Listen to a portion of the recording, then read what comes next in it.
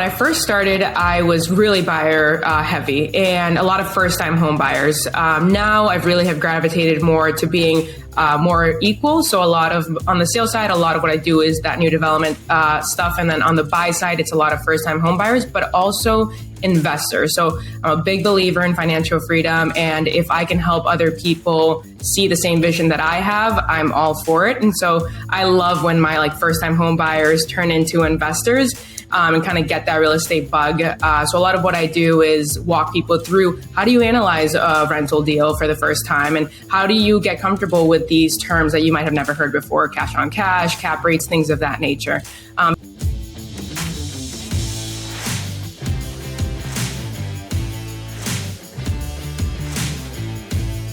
So the question is this: how do most agents find the secrets to succeed in today's competitive real estate market, especially when the top agents are keeping those secrets to themselves? That's the question, and this podcast will give you the answer. Hi, I'm Aaron Amuchastegui, and welcome to Real Estate Rockstars.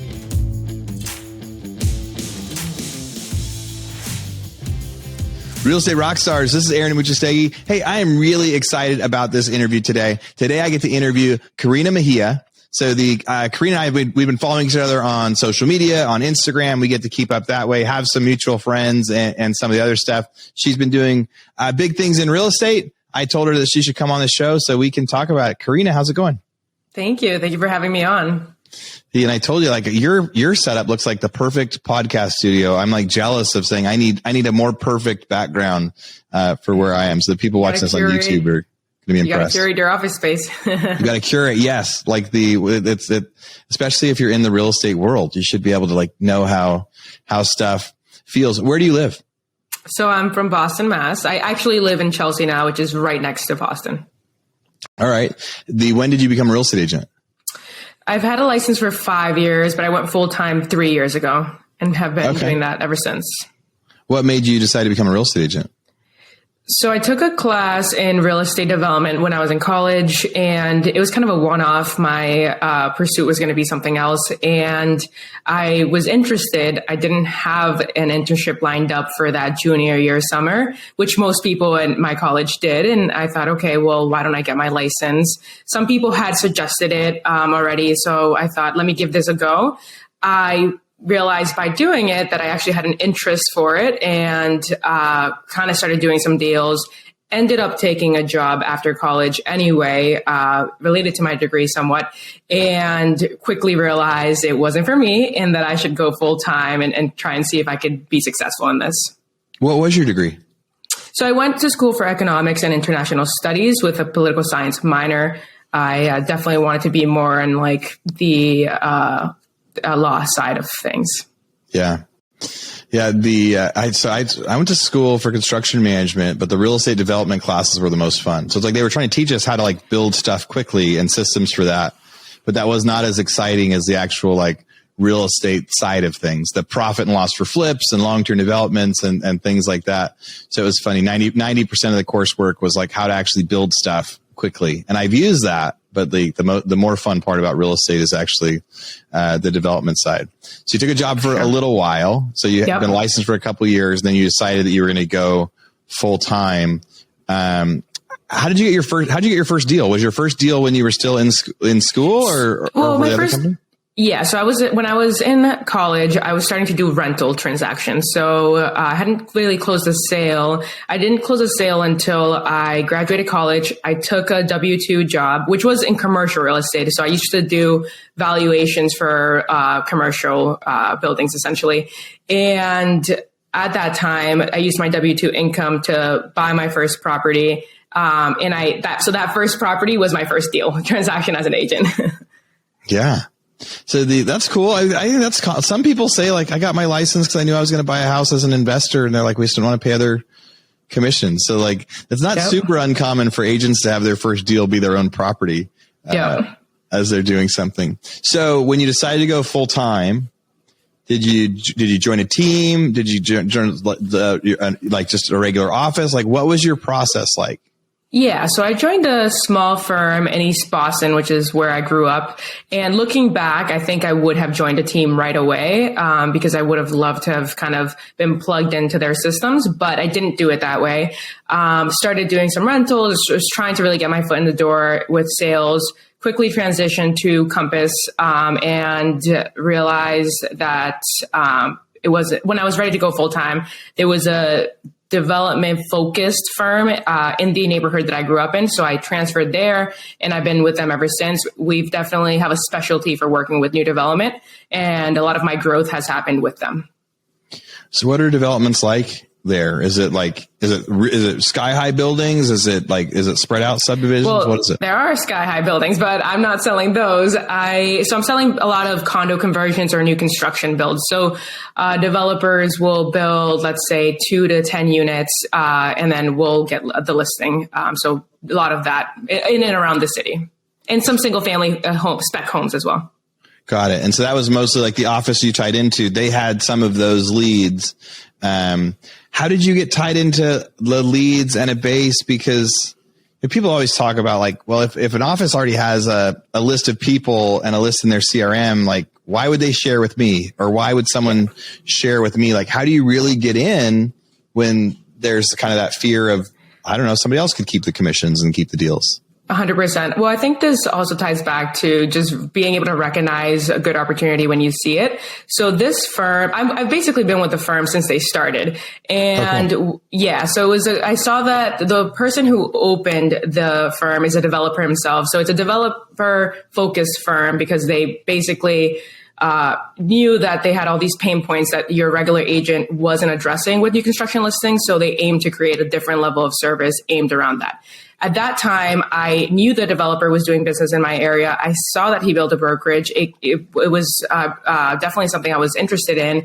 And at that time, I was scared because I was at Compass. And so I was like, am I really about to leave a big brand name as a new agent to go to this small firm that has no reputation? And ultimately, I remember my broker now saying, you know, people are going to work with you because they want to work with you. They're not going to work with you because you work at Compass or because you work at Evo. The name of my company is Evo. And I took that advice. I went with them. And as they started to grow their pipeline and their business, I was one of their lead agents who helped grow the office in that way. So a lot of opportunities came my way, and I feel like I've also given opportunities to the company. Yeah. How many people are in the office? We've grown a good amount since then. So it's been about 3 years now. We're about, I would say 30, 40 now. Cool. We were about like 5, 7 when we started. So yeah, that's always fun to be a part of any sort of company as they're growing. Like, and as Correct. People are figuring out like what team they want to join or what office they want to join out there for newer agents or people that are like thinking about that change. There's so many pros and cons to both, right? If you're joining Correct. someone that's super established, well, then they've got systems and they're creating leads and maybe like you tie into their CRM and it's like, you know what you're going to do each day. But smaller ones that, you know, the benefit is you might not have some of that, but there's this opportunity to like build something that you love. Like, and if you're in at the beginning, you know, as stuff builds up, you get to be like kind of higher up on the totem pole, for lack of a better, you know, like you get to just become more of the culture you're trying to create. 100%. As it's grown, have you felt like that? I definitely feel like there's been leadership opportunities within the office, and I have a small team that I started from some of the agents that joined later on. So that's in one way, but also just the input that I'm able to have on different stuff like brand guidelines or systems that I just wouldn't be able to have at a big name brokerage. And I love walking into the office and knowing everybody there and having a real community, which I just think sometimes when you have 300 plus agents in one office, it's hard to cultivate that. Yeah. You talked about condo conversions as one of the things your clients do that you guys get to sell. Tell some of the listeners that aren't from Boston or from other places probably never heard of a condo conversion. So like, what's a condo conversion? Yeah, so a lot of what we tried to do is also help them acquire the lot or the old housing stock so that they can then so we'll get the buy side commission and then they'll depending on the project, you might have to go through zoning so that you get more units approved. Or if it's a by right, which means you can build, let's say hypothetically, 3 units on one lot, then you don't have to go through that zoning process. But essentially, they'll take what is a 2-family home and they'll convert it into 2 condos. Or if the lot allows for it, they'll add a bunch of more units. And a lot of what we do is we're really with them through the entire process. So we have zoning attorneys we can connect people with, and we've kind of built a niche for pre-marketing new construction. I think that's like our value add for development, is how we help them throughout the entire process. Cool. So some of these developments it's not so big that people couldn't picture doing it themselves, or like finding investors and being able to do it. This could be something as simple as, hey, there's a duplex on a lot.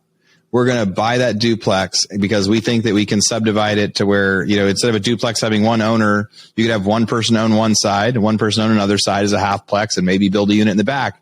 And 100%. Ways to kind of maximize value for that end user type stuff. That seems very like, I don't know, like for small time, like new investors, new developers, condo conversions are really cool entry level. I think because they're not super intimidating. Like they take work. Like if you have the attorneys, I could see you guys being able to market to like newer investors and going, hey, if you haven't thought about this, we can help you along the way with that. Yeah, so that's definitely what we focus on. And something that I love to see as we've grown is that we're now attracting those younger flippers, the people I have people that come to me and say, hey, I want to do my first deal. How can you help me? Right. And I think it's because we're so centered around development, and it can add so much value to those new developers. So right now, like what's the market like in Boston, especially like, compared to a year ago, compared to 6 months ago, and now as we're, it's starting to get warm again. Yeah. So obviously the craziness that we just went through a year ago is no longer the case. But we definitely, once interest rates spiked, we saw a lull for sure. And I think people were really uncertain as to what was going to happen. A lot of buyer demand fell, and that happened kind of throughout the country as well. But I think, that fall period, we really were concerned as to what is going to happen with price points, especially with all these new development listings that you make a certain projection and then they're not finished until, 6-12 months. And what we're seeing after 12/31 is like a switch went off. All of a sudden, I started getting all these buyer inquiries, and we really saw the market pick up. And this is happening kind of all around. We definitely... I kind of see the market as a tale of two worlds right now. You have one side where if you list a property with the correct price, you will get multiple offers, and you can still see the waived inspections, and you'll see it go above ask. That's still happening in this market. But then you have the people who are not pricing accordingly, who are not taking into account those interest rates, and those are sitting. And I think buyers have an opportunity to secure a deal on that end. But overall, I see the Boston market pretty strong right now. Yeah. So for you personally, are you doing more deals on the buy side? So I know like the best thing you can do is represent an investor where you're going to help them buy it, you're going to help them subdivide it, and you're going to help them sell it. Like that's the ultimate, because you're getting a bunch of transactions, and investors, you could get 10 transactions a year instead of 1 or 2. Is that most of your business right now? Or are you also like a lot of buyers that aren't investors? Like what are you doing the most of personally? Yeah.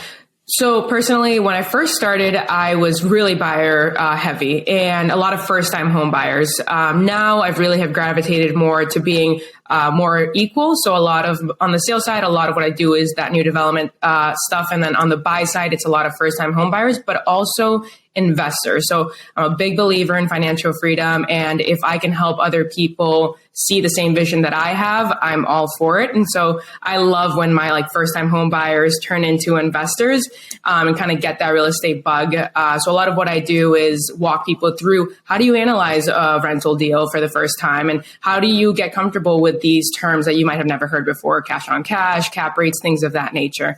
So pretty equal at this time. Yeah. Cool. And you started to buy your own investments?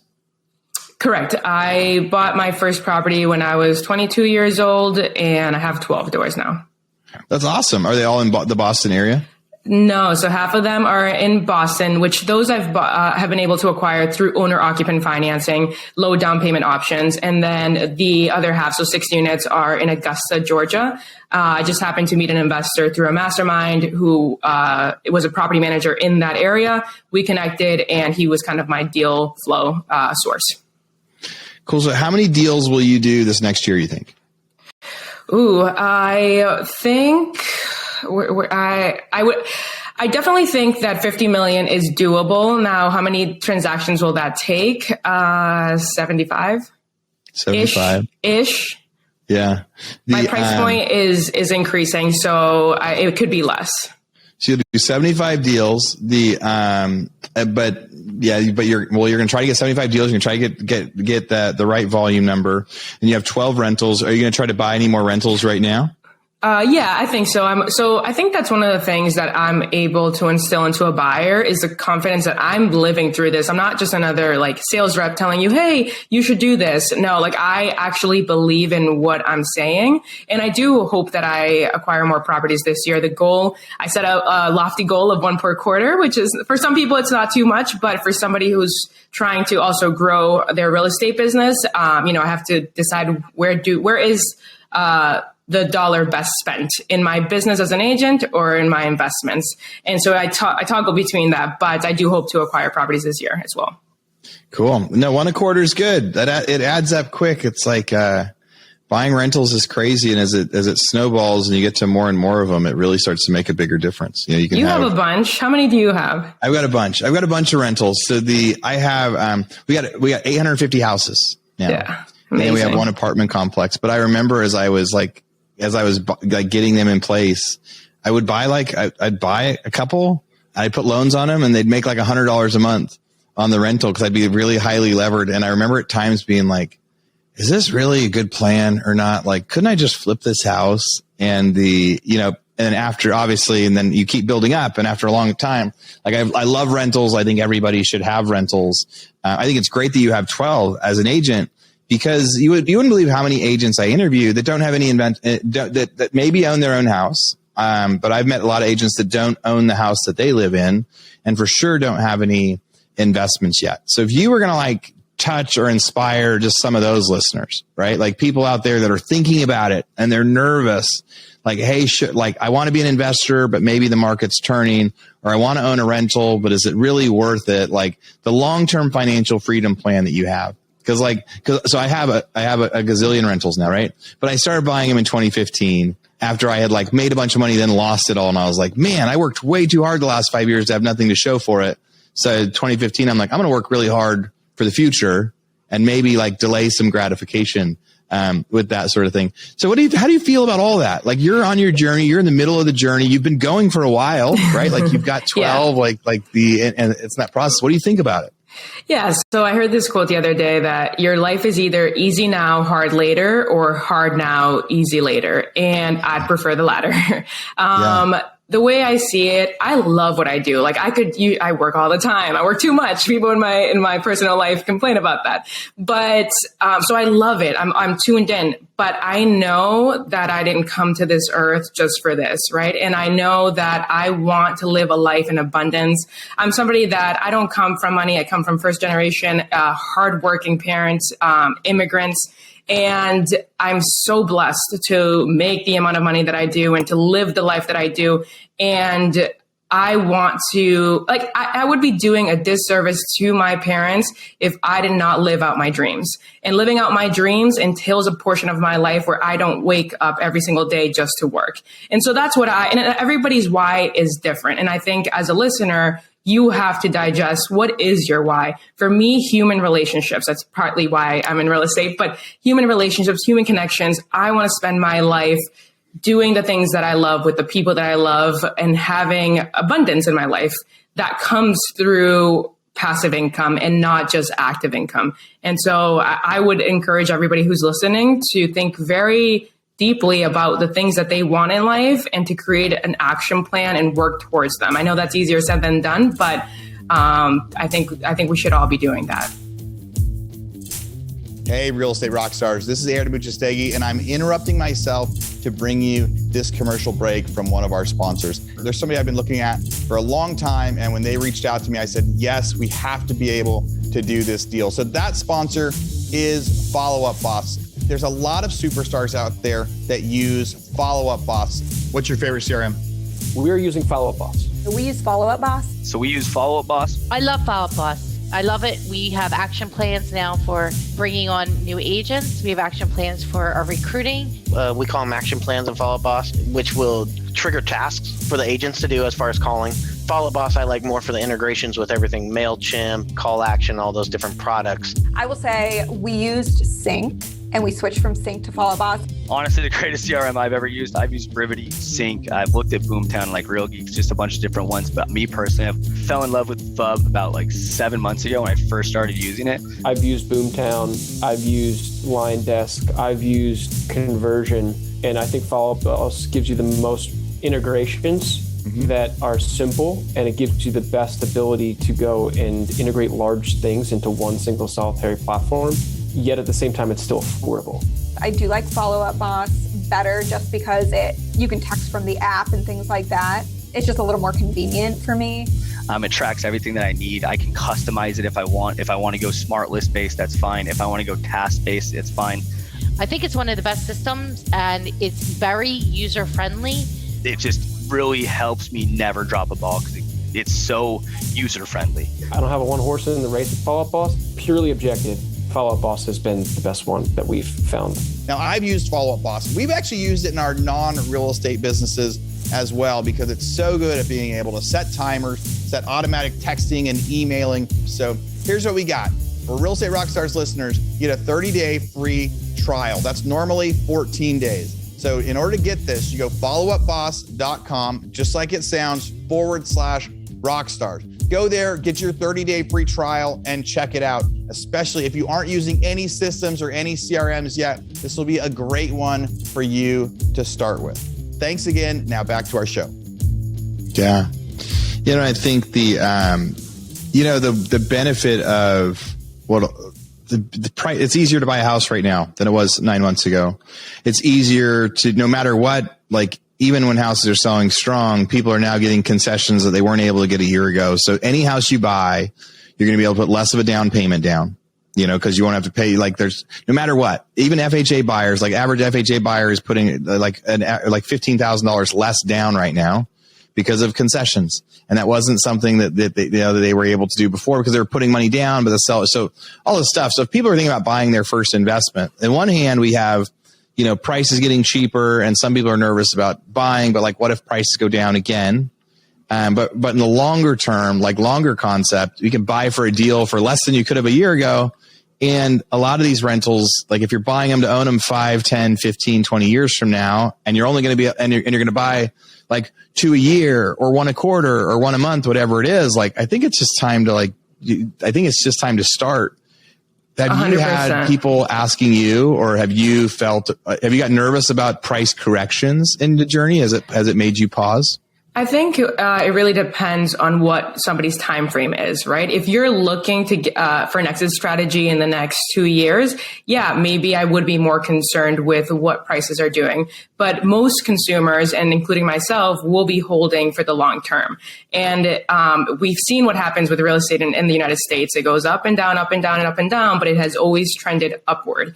And so when we're long-term thinkers or buy and hold, or we use the buy and hold strategy and plan to hold long term, I'm not concerned with it. I think prices will be higher by the time that I'm ready, even considering selling any of my properties. Yeah, which hopefully never. Right, like that's the other side of it is if you get really good properties, you never have to sell them. You only have to sell your bad ones, and you can trade out to better ones. And even the bad ones, time makes everybody look like an amazing investor.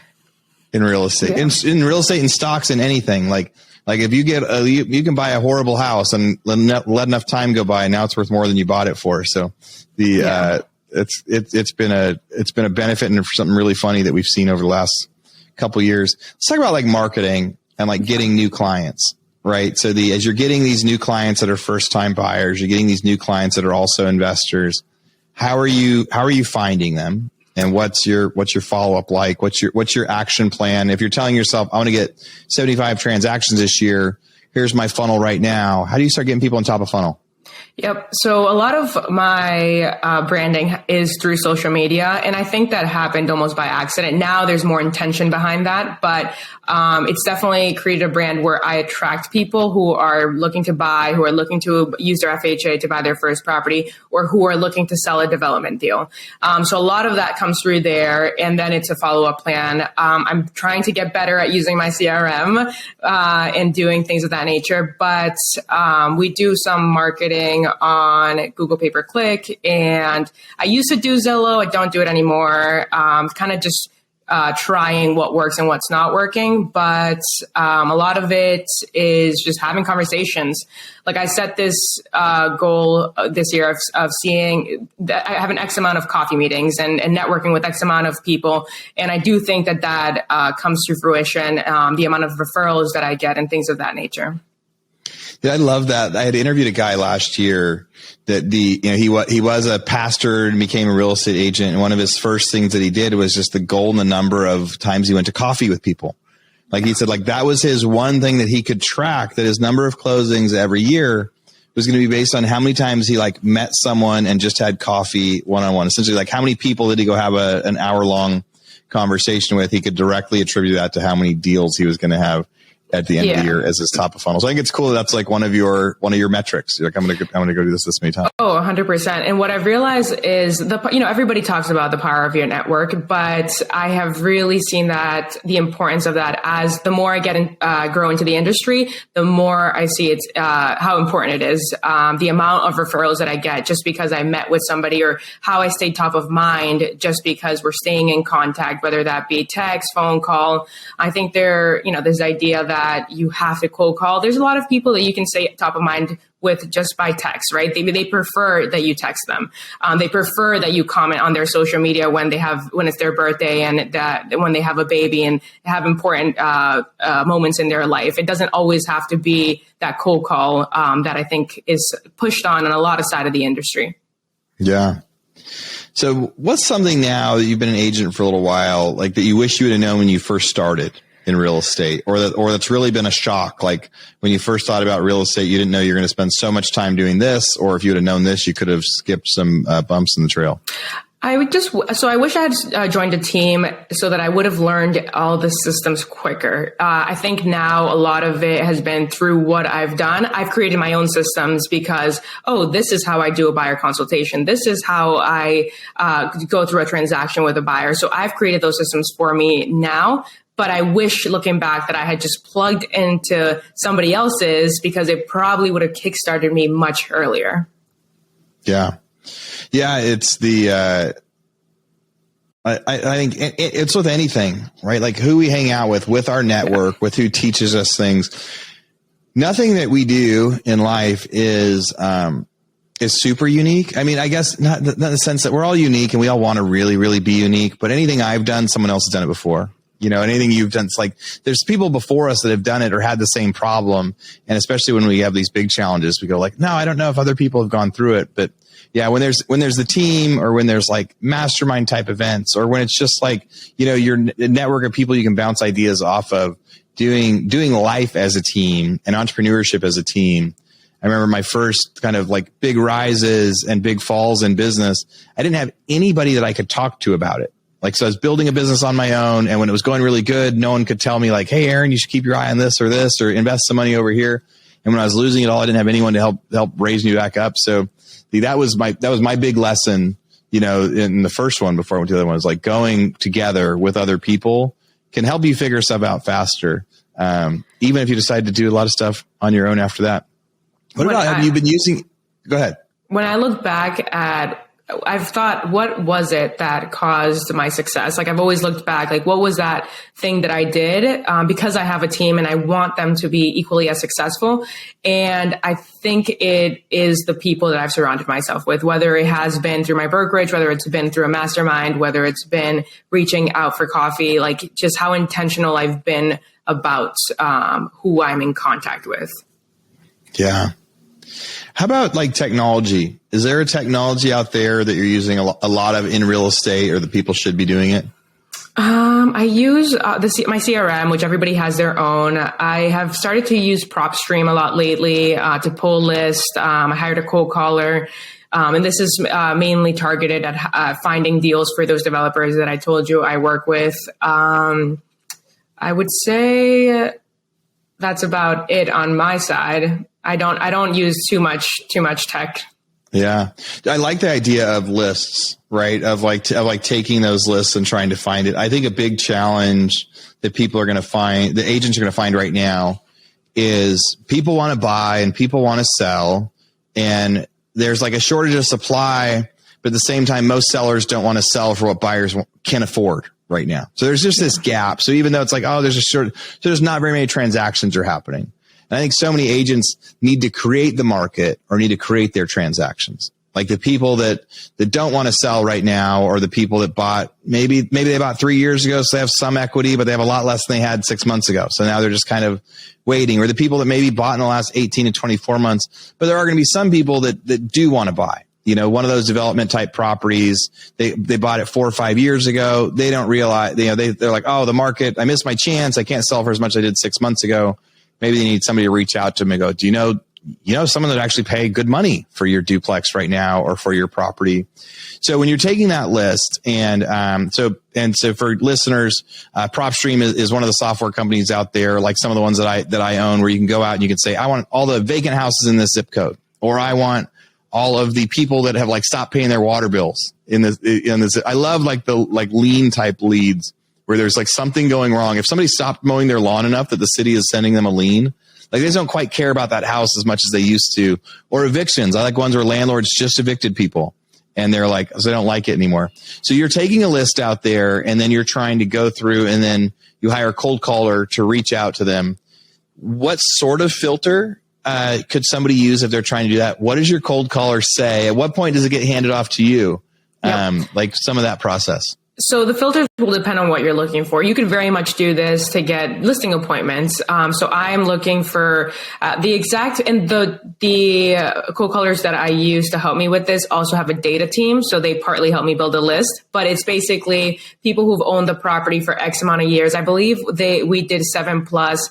They have X amount of equity. I wish I knew the exact metrics, but it was the data team that helped me pull it.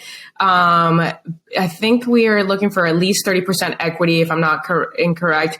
We're looking for older individuals who might be living in bi-level homes. So getting a little unique with those filters. But basically looking for rundown properties. I wish I had the filters. It's more of the data team. Yeah, no, it's cool. I love that stuff, because we do it a lot, because you can so dial things down. Like, who are the people that are going to sell now compared to a year ago, everybody would sell.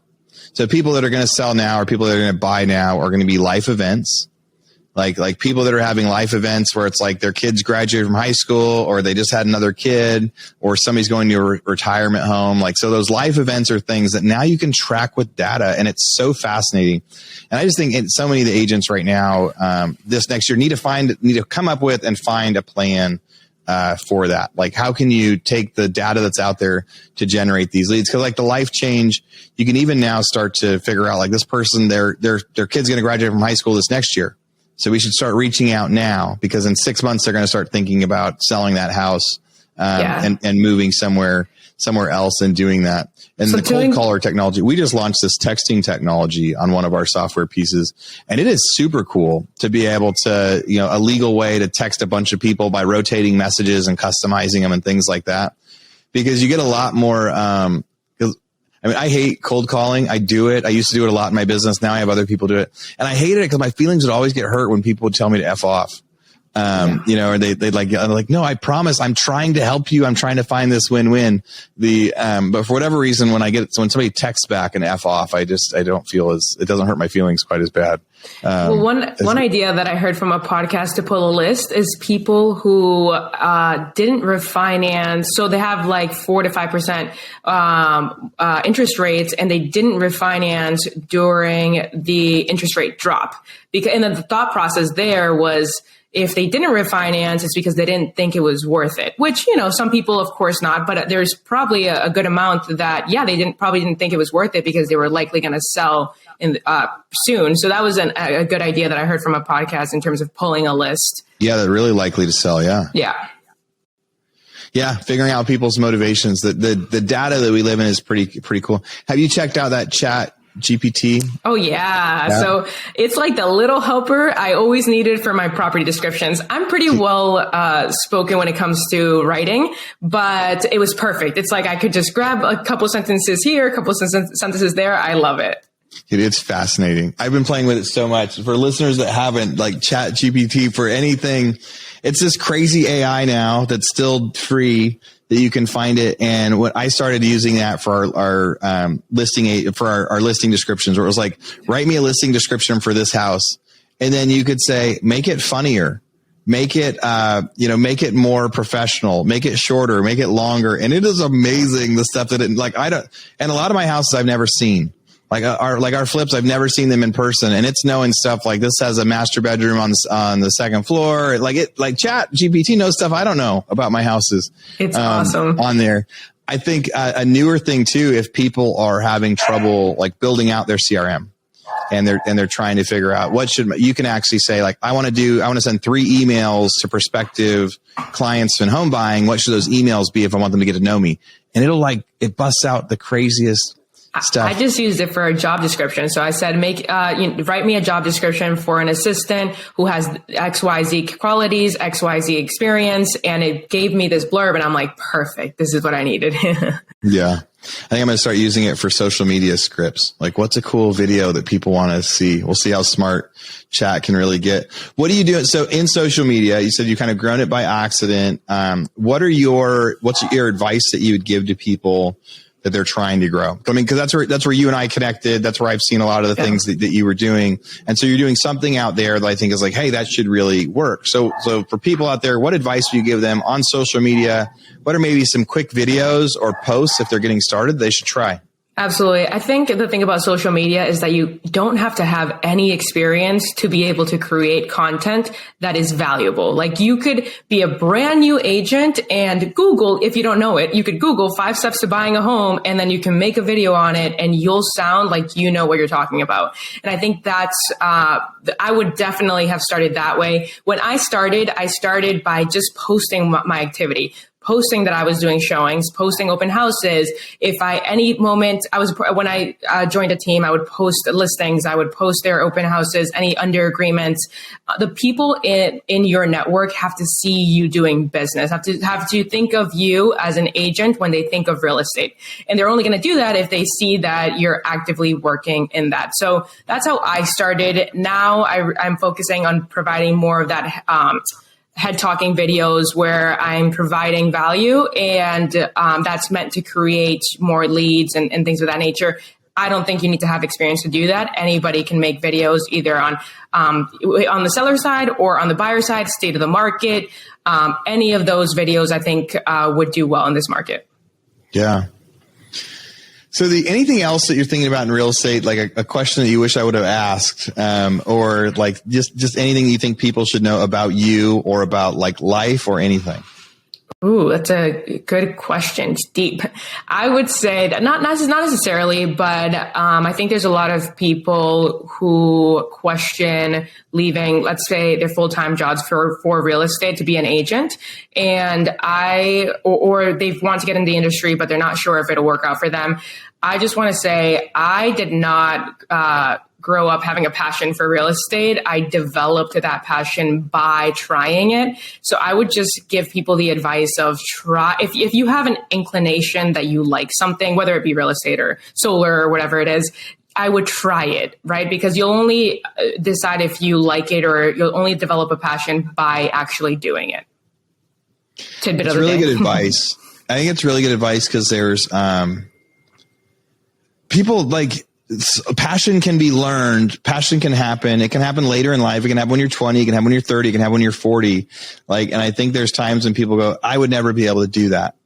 I would never be able to go do that. It wouldn't be exciting, or you wouldn't see the other thing. I remember when I first started driving foreclosures, And it was at this crazy time where it was just super sketchy. And the things you would see would be so wild. And most of the people that would drive for me too. When we all first started it, we were like, this is horrible. Like if we weren't struggling to eat back then because the housing market crashed, we would have never done it because it was just like, it felt so sketchy. But then after a certain period of time, like we all loved it. We loved it because of the variety of stuff, because of the experiences, because of like the ways that you would see the human experience and find different real estate deals and things like that. So I hadn't really thought of it that way, but I think there's several times in life, there's things that you don't have to have a passion for something today to figure out if it's for you or not.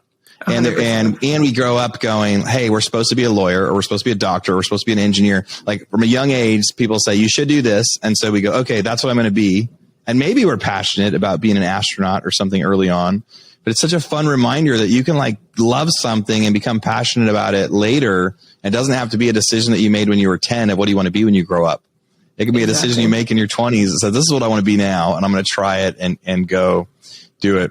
Karina, this has been a lot of fun. It's been fun getting to know you, and really, I love the niche that you guys are working out there. I think it's really unique. And I'm sure we're going to have some listeners that are going to start wondering, like, I wonder if I could do that in our market, because I haven't talked to very many people about condo conversions, and I know that it's going to happen in places where it happens in Austin, Texas, in the downtown area where there's big city cores and people are running out of land and things like that. I know people are going to reach out for you to talk to you with that stuff. But if someone wants to come find you, they want to talk to you about Boston, they want to send you referrals, they want to learn about businesses and how you do your team, what's the best way they can come find you? My Instagram would be definitely the best way. I'm sure you'll drop the handle, but it'll be my name, Karina_Mejia with a double A at the end. All right. The Karina Mejia, this was awesome. Thanks so much for coming on the show. No, thank you for having me. Real Estate Rockstars, thanks for listening. All right, Real Estate Rockstars, this is Aaron Muchastegui jumping in again to thank you for listening to the show. Hopefully you guys loved listening to that one. And I want to make sure that you know about all of the extra resources that we have. And also, we need your help. They say podcasts are free. You get to listen to podcasts for free. But what is the cost of that podcast? I would say if I could beg you to pay anything for that podcast, I would say the cost of the podcast is going and giving a review. So whether you download it on Google or Apple or YouTube or anywhere else, please go give us a review. Say what you liked, what you didn't like. It helps us get better guests. The more reviews, the higher we get in the rankings. Right now, we are the biggest podcast out there for real estate agents, and we want to keep that spot because we know there's lots of podcasts out there. So go give us a review. Also, be sure to go to hibandigital.com. If you liked any of the resources that those real estate agents talked about, we've got a huge video vault of those resources for free. Every penny that comes on the podcast that we interview, they give us something that helps them get their deals or helps them work with their clients. And we put that in the toolbox in our vault for you. So go to hibandigital.com and you can get it. If you're looking for real estate education, go to rebusuniversity.com. We have all sorts of courses in there to help agents succeed in real estate, how to get the listing, how to negotiate deals, how to become an investor, all sorts of different stuff, rebusuniversity.com. And if you want to chat with me, go find me on Instagram. And if you come find me on Instagram, you can send me messages. Tell me what you want to hear. Tell me what you liked, what you didn't like. We try to put a bunch of content out there too. You can find me in two different places. It's at rerockstars.com for our Real Estate Rockstars page, or at aaronmuchastegui.com for my personal Instagram page, where I can chat with you about all sorts of different things. Thanks for listening. We'll see you again soon.